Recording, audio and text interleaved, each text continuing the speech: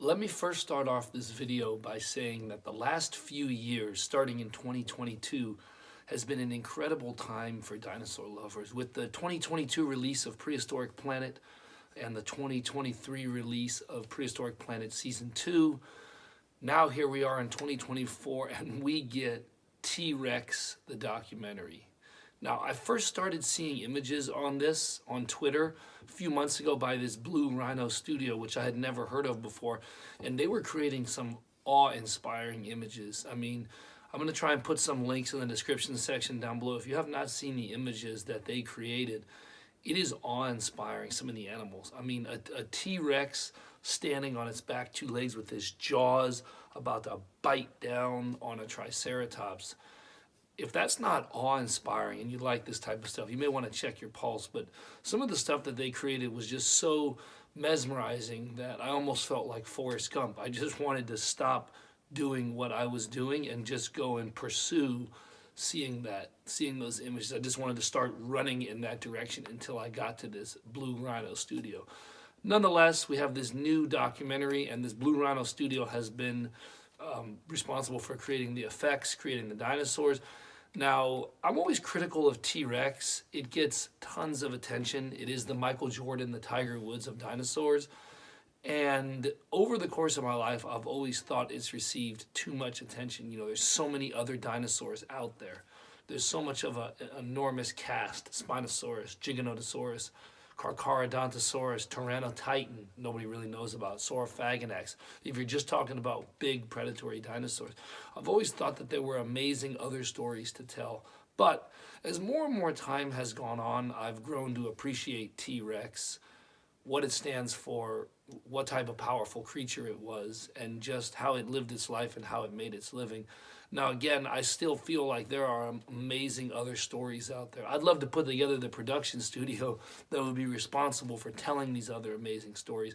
And if I had endless hundreds of millions of dollars, that's probably what I would do with my life, which is just build life-size dinosaurs and show scenes that I would want to see, like how the Morrison Formation panned out 150-something million years ago, how North Africa panned out 95 million years ago. But nonetheless, we get this documentary, T-Rex, and I have to say from the trailer, it looks absolutely phenomenal. Again, I'm going to put the trailer in the description section down below. If you haven't watched it, check it out. Chances are you probably have seen it if you're a fan of this stuff. I know this dinosaur community is not that big. It's kind of tight-niched, but people see things quickly in the age of the internet with spreading links and stuff. But nonetheless, the trailer is very good. The music is very awe-inspiring. I've probably watched the trailer about 50 times already. And, you know, they had me hooked from that opening scene where we see a pterosaur flying above a very wet and swampy North Dakota. You know, I really appreciate when filmmakers take the time to really accurately recreate the past as best they can. And that environment just looks awe-inspiring. Very swampy, wet. You picture it a humid place. But nonetheless, you know, we see some of the other opening shots, the Dakota Raptors, some amazing stuff. We see some just really cool plant-eating dinosaurs. And we get that first image of T-Rex as it's kind of walking and surveying its kingdom with the sun setting at night, and the trees in the background are just lit up by the sun. An amazing moment. I really look forward to checking that out on IMAX. But the trailer nonetheless was really awe-inspiring. Some of the scenes are extremely iconic. You know, T-Rex facing off against Triceratops. Now, if you've ever been to the Natural History Museum in Los Angeles, which I had the chance to visit last year, they do have a T-Rex facing off against a Triceratops. Now, in the trailer, it does appear that T-Rex is triumphant over the Triceratops, but in real life, I think Triceratops would have been an absolute tank of an animal to try and take down. More dangerous than an elephant, bigger than an elephant, with that neck frill. I believe that if you were a T-Rex, you could take down a Triceratops, but you had to be extremely, extremely careful. You could not let your guard down. You could get gored, you could get killed, you could sustain life-threatening injury simply by just how dangerous Triceratops were. But nonetheless, in the trailer, it looks like T-Rex is triumphant. You see the Triceratops down on the ground. And it's really an amazing night shot. You know, we get this idea of, you know, picture yourself back in the Cretaceous 67 million years ago. You're at night and you start to hear deep rumbling, deep bellows, almost like lions kind of moaning, or almost a walrus creating a deep resonating sound. It would be truly terrifying to be out there.